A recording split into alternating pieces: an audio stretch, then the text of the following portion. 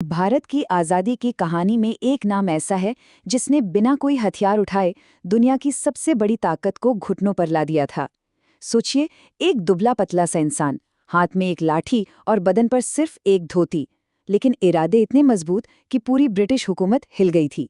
जी हाँ, आज हम बात करने वाले हैं महात्मा गांधी की, उनके एक आम इंसान से राष्ट्रपिता बनने तक के पूरे सफर की। लेकिन सवाल तो यही है कि आखिर ये हुआ कैसे? एक अकेला इंसान जिसके पास न कोई सेना थी न कोई हथियार, वो इतने बड़े साम्राज्य को चुनौती कैसे दे सकता है? इस सवाल का जवाब गांधी जी की पूरी जिंदगी में छिपा है। तो चलिए कहानी की शुरुआत एकदम शुरू से करते हैं, उनके बचपन से। उनका जन्म हुआ था 2 अक्टूबर 1869 को गुजरात के पोरबंदर में। पूरा नाम था मोहनदास करमचंद गांधी। उनकी मां पुतलीबाई बहुत ही धार्मिक महिला थी और उन्हीं से गांधी जी ने बचपन में ही सच और ईमानदारी के रास्ते पर चलना सीख लिया था। और फिर बड़े होकर वो कानून की पढ़ाई करने के लिए लंदन चले गए। पर उनकी जिंदगी का जो सबसे बड़ा मोड़ आया, जो असल में टर्निंग पॉइंट बना, वो था अफ्रीका में। ये बात है साल 1893 की। गांधी जी एक वकील के तौर पर एक कानूनी केस के सिलसिले में दक्षिण अफ्रीका गए थे। उन्हें जरा भी अंदाजा नहीं था कि ये यात्रा उनकी जिंदगी को हमेशा हमेशा के लिए बदलने वाली है।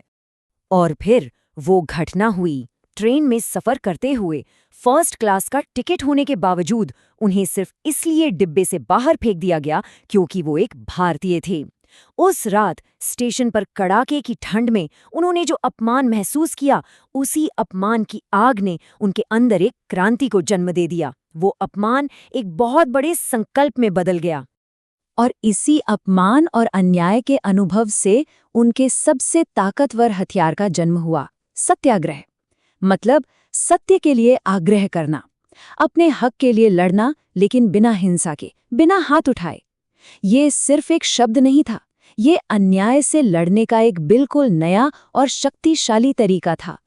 तो इसी नए विचार के साथ गांधी जी 1915 में भारत वापस लौटे। लेकिन अब वो सिर्फ एक वकील नहीं थे, वो एक नेता थे जिनके पास देश को आजाद कराने का एक नया रास्ता था। और यहीं से शुरू हुआ भारत के स्वतंत्रता संग्राम का सबसे अहम दौर। भारत आकर उन्होंने एक के बाद एक कई बड़े आंदोलन खड़े किए, चाहे वो 1917 में चंपारण के किसानों के हक की लड़ाई हो, या 1930 का वो ऐतिहासिक दांडी मार्च जिसमें नमक बनाकर अंग्रेजों के कानून को तोड़ा गया, या फिर 1942 में अंग्रेजों को दिया गया साफ संदेश, भारत छोड़ो। हर आंदोलन का आधार एक ही था, अहिंसा। दशकों के इस लंबे संघर्ष के बाद आखिरकार आज़ादी का दिन आया तो सही, लेकिन ये खुशी अपने साथ एक बहुत बड़ा दर्द भी लेके आई। 15 अगस्त 1947 भारत आज़ाद हो गया। लेकिन इस आज़ादी की कीमत देश के बंटवारे से चुकानी पड़ी। सोचिए, एक तरफ आज़ादी का जश्न था तो दूसरी तरफ बंटवारे की वजह से देश में ऐसी हिंसा भड़की जिसमें लाखों लोग मारे गए, बेघर हो गए। जिस इंसान ने अपनी पूरी जिंदगी अहिंसा के लिए लगा दी, उसके लिए ये सब देखना असहनीय था।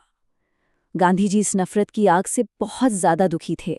वो दंगा प्रभावित इलाकों में गए और लोगों से सिर्फ एक ही अपील करते रहे, शांति और भाईचारे की। आज़ादी के बाद भी गांधी जी की विरासत और उनके विचार हमेशा के लिए अमर हो गए। लेकिन अफसोस, 30 जनवरी 1948 को जब वो दिल्ली में एक प्रार्थना सभा के लिए जा रहे थे, तब नाथूराम गोडसे ने गोली मारकर उनकी हत्या कर दी। कहते हैं कि गोली लगने के बाद उनके मुंह से जो आखिरी शब्द निकले वो थे, हे राम। गांधी जी का शरीर भले ही इस दुनिया से चला गया, लेकिन उनके विचार वो हमेशा के लिए अमर हो गए। वो सिर्फ एक व्यक्ति नहीं थे, वो खुद में एक विचार थे, सत्य का, अहिंसा का और शांति का। एक ऐसी सोच जो आज भी पूरी दुनिया को रास्ता दिखाती है। और ये पूरी कहानी हमें आज एक बहुत जरूरी सवाल पर लाकर छोड़ देती है। आज की इस भाग दौड़ वाली और कहीं कहीं हिंसा से भरी दुनिया में क्या गांधी जी का अहिंसा का रास्ता आज भी उतना ही प्रासंगिक है? इस पर सोचिएगा जरूर।